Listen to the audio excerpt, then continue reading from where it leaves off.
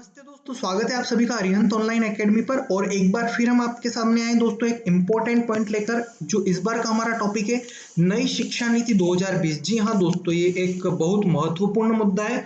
क्या क्या महत्वपूर्ण बदलाव हुए हैं ये जानना आपके लिए बेहद जरूरी है। तो दोस्तों हमने हिंदी में बिल्कुल आसान भाषा में पॉइंट वाइज इंपॉर्टेंट नोट्स आपके लिए बनाए हैं, जो कि आप बिल्कुल आसान भाषा में समझ जाएंगे। और इस वीडियो को अंत तक जरूर देखें ताकि आपको क्या क्या नए बदलाव हुए हैं शिक्षा नीति में, स्कूल एजुकेशन में किस तरीके से बदलाव हुए हैं, कॉलेज में हायर एजुकेशन में इसका क्या इम्पैक्ट पड़ने वाला है, और किस तरीके से क्या क्या लक्ष्य निर्धारित किए गए नई शिक्षा नीति 2020 के, वो आपको one by one point wise मैं आपको समझाने की कोशिश करूंगा। तो दोस्तों सबसे पहले अगर बात की जाए तो 29 जुलाई 2020 को माननीय प्रधानमंत्री श्री नरेंद्र मोदी जी की अध्यक्षता में हुई कैबिनेट की मीटिंग में नई शिक्षा नीति जो है उसको मंजूरी मिल गई है। और इस नीति से शिक्षा जगत में काफी महत्वपूर्ण सुधार करने का लक्ष्य निर्धारित किया गया है। ठीक है। और अगली अगर बात की जाए दोस्तों तो 29 जुलाई 2020 की बात है, जब जो एमएचआरडी के हमारे मंत्री रमेश पोखरियाल जी और information and broadcast minister Shri Prakash ji Javadekar ji, उन्होंने 4 बजे आकर मीडिया को संबोधन दिया, जहां से हमने आपके लिए इंपॉर्टेंट पॉइंट जुटाए हैं। सबसे पहले इंपॉर्टेंट बात की जाए दोस्तों आपके लिए, तो कुछ जीके पॉइंट्स आपको मैं देना चाहता हूँ। पहला ये है कि जो MHRD ministry of human resource and development, जिसे हम अब तक एमएचआरडी के नाम से जानते हैं, इसका नाम अब चेंज हो चुका है और इसका नाम हो चुका है MoE, that is ministry of education. जी हाँ दोस्तों, मानव संसाधन विकास मंत्रालय का अब नया नाम हो चुका है शिक्षा मंत्रालय। ये चेंज 29 जुलाई 2020 को इस मीटिंग के साथ ही हुआ है। अब कुछ पॉइंट मैं आपको ministry of MHRD Ramesh Pokhriyal ji के पर्सनल ट्विटर अकाउंट से आपको देना चाहता हूँ। सबसे पहला जो ट्वीट उन्होंने एनईपी को लेके किया है वो ये है कि नई शिक्षा नीति के माध्यम से जहां विद्यार्थियों को सर्वांगीण विकास को सुनिश्चित करने के लिए कई महत्वपूर्ण कदम उठाए गए हैं, वहीं समावेशी शिक्षा प्रदान करने के लिए भी सार्थक कदम उठाए गए। क्या क्या कदम उठाए गए हैं वो हम इस वीडियो में आगे डिस्कस करने वाले हैं, ताकि आपको पता चल जाए क्या क्या इंपॉर्टेंट पॉइंट्स वो हैं। और अगला जो ट्वीट है वो है एनईपी, इसका फुल फॉर्म है नेशनल एजुकेशन पॉलिसी 2020। इसको गुणवत्ता, पहुंच, जवाबदेही, सामर्थ्य और समानता के आधार पर एक समूह प्रक्रिया के अंतर्गत बनाए गए हैं, जब विद्यार्थियों के कौशल विकास पर ध्यान दिया गया है। और वहीं पाठ्यक्रम जो सिलेबस उसको फ्लेक्सिबल बनाया गया है, काफी लचीला बनाया गया है, ताकि इंटरनेशनल कंपटीशन जो होते हैं, अंतरराष्ट्रीय प्रतिस्पर्धा को वो सक्सेसफुली उसका सफलतापूर्वक मुकाबला कर सकें और हमारे देश का नाम रोशन कर सकें। तो दोस्तों नई शिक्षा नीति 2020 से पहले मैं आपको रमेश पोखरियाल जी के बारे में पहले कुछ बताना चाहता हूँ। ये आपको जनरल नॉलेज के हिसाब से इंपॉर्टेंट हो सकता है। करंटली यूनियन कैबिनेट मिनिस्ट्री है is minister of human resource and development in government of India. ये पहले उत्तराखंड के उत्तराखंड के मुख्यमंत्री रह चुके हैं। Is a former chief minister of Uttarakhand. He rights 75 books, he is an author of 75 books, 75 किताबें इन्होंने लिखी है। और ये करंटली सांसद है हरिद्वार से।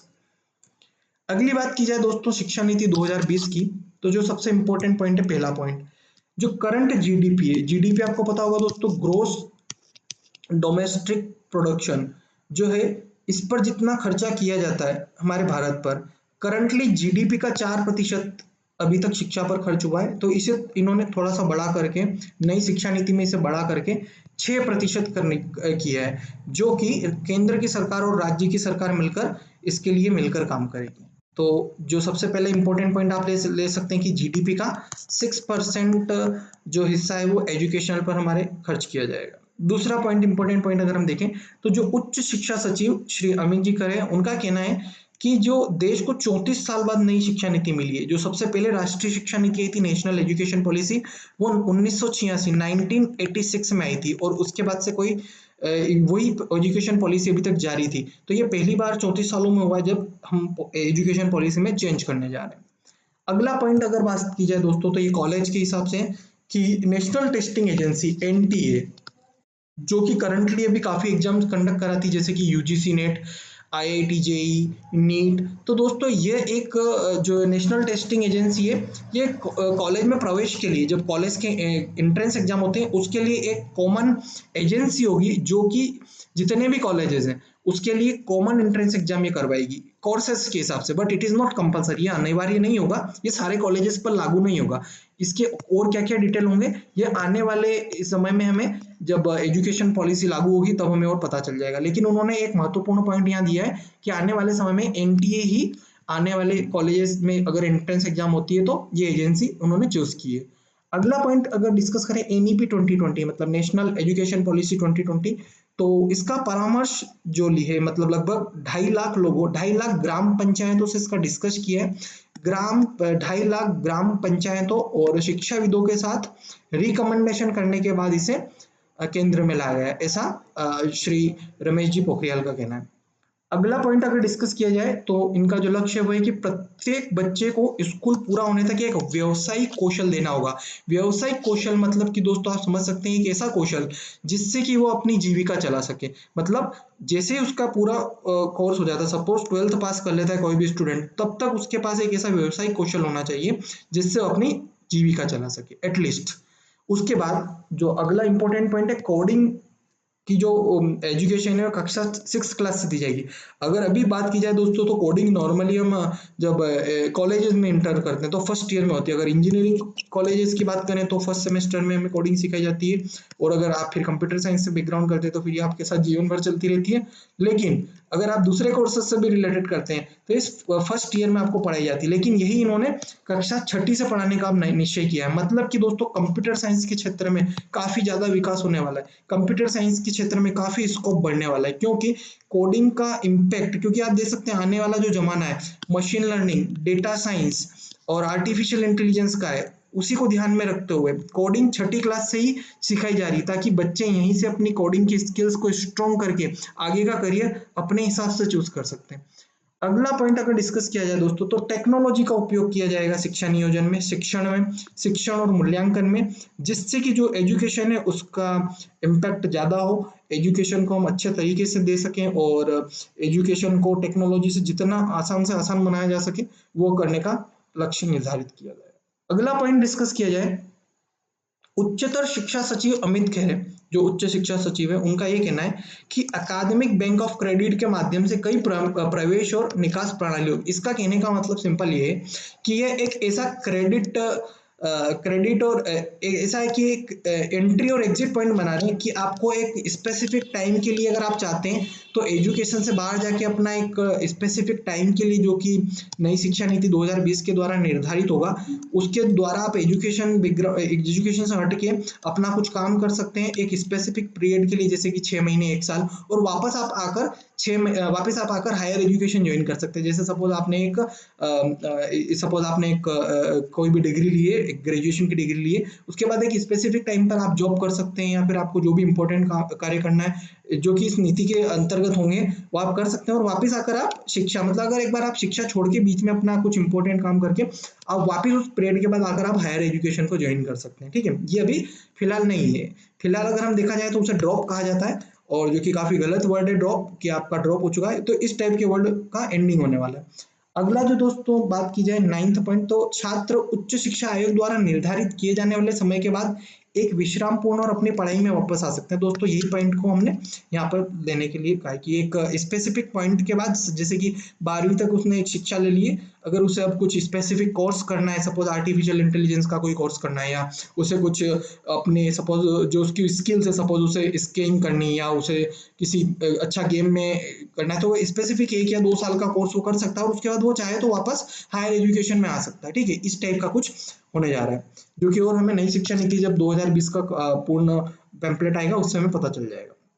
अगला पॉइंट डिस्कस किया जाए तो छात्र प्रमुख और मामूली विषयों का चयन करने में सक्षम होंगे। कॉलेजों के लिए श्रेणीबद्ध स्वायत्तता होगी, मतलब कॉलेज की जो क्रेडिट रैंकिंग है उसके हिसाब से उसकी ऑटोनॉमी डिस्कस होगी कि किस कॉलेज को ऑटोनॉमस डिक्लेयर करना है, किस कॉलेज को नहीं करना है। ये पूरा उसके क्रेडिट के हिसाब से होगा, कितने स्टूडेंट्स वहां पर है, उनका रिजल्ट क्या आ रहा है, and all depends upon the level of the students and the credit of that college.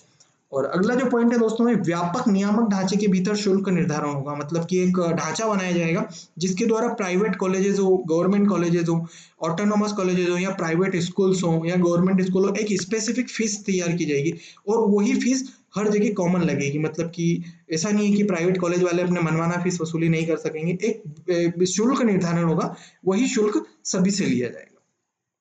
स्कूली शिक्षा के संदर्भ में अगर बात करें नई शिक्षा नीति में, तो जो 3 से 6 साल के बच्चों के लिए early childhood care and education की पॉलिसी है, और 9th से 12th की पढ़ाई की जो रूपरेखा 5+3+3+4 के आधार पर की जाने की संभावना है।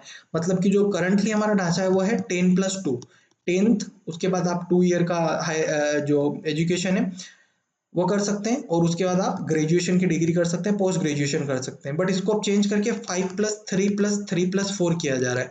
मतलब कि 5th क्लास के बाद आप 8th क्लास में बोर्ड दे सकते हैं, देन 11th में भी देयर, देन बीएड और whatever should be there. मतलब यहाँ पर एक बीएड का 4 साल का कोर्स भी शुरू किए जाने का संभावना है। तो ये देखते हैं हम जब इसकी पूरी जानकारी हमें मिलेगी कि क्या है ये, तो उस पर हम इसको विस्तृत से डिस्कस करेंगे।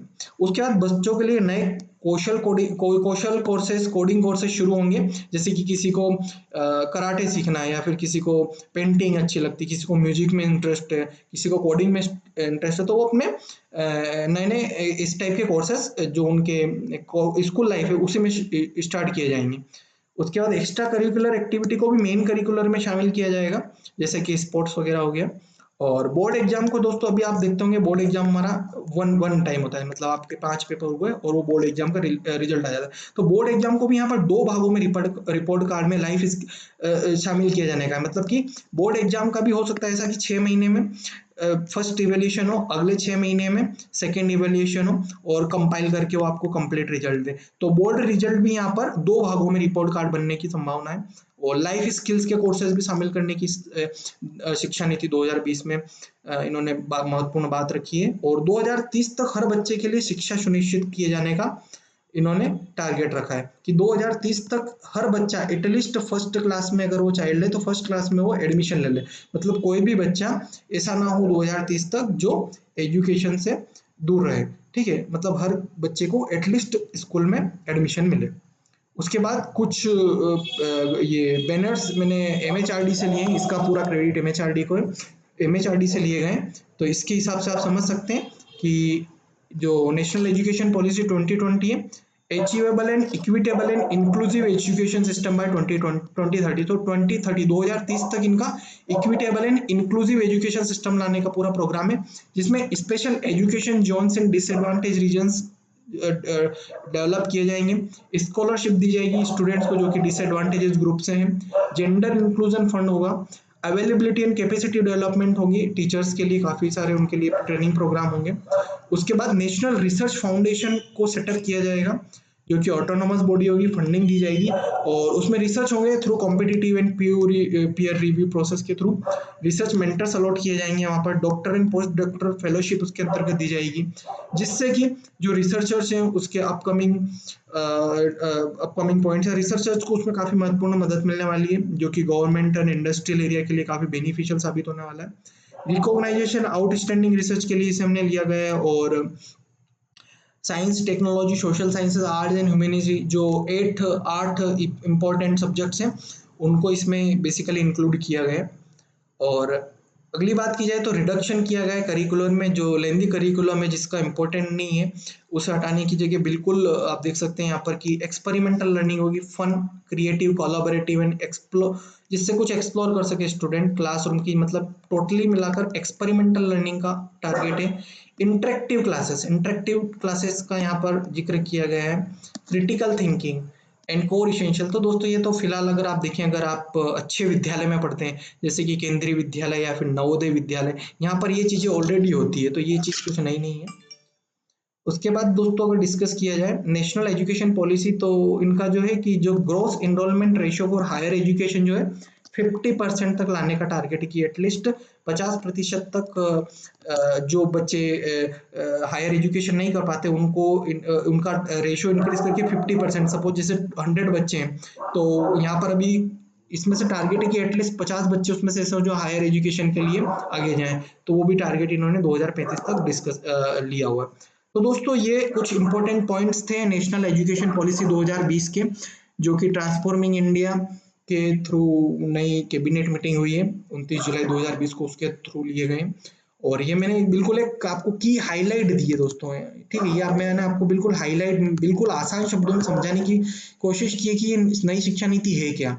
तो मुझे पूरा उम्मीद है कि आपको ये समझ में आई होगी, और आने वाली वीडियो में भी हम इसी तरीके के नए-नए मुद्दे, नए-नए पॉइंट, नए-नए करंट अफेयर्स अपडेट आपके लिए लाते रहेंगे। तो दोस्तों, हमसे हमारे चैनल को सब्सक्राइब ज़रूर कीजिए, और अगर आपको कोई भी डाउट्स, क्वेरी हो तो आप कमेंट भी कर सकते हैं, और अगर आपको अपने पॉइंट बताना चाहते हैं कि नई शिक्षा नीति 2020 पर, आप अपनी राय भी इस कमेंट सेक्शन में दे सकते हैं कि ये नीति आपको कैसी लगी। Thank you so much guys, have a very nice day. जय हिंद, जय भारत।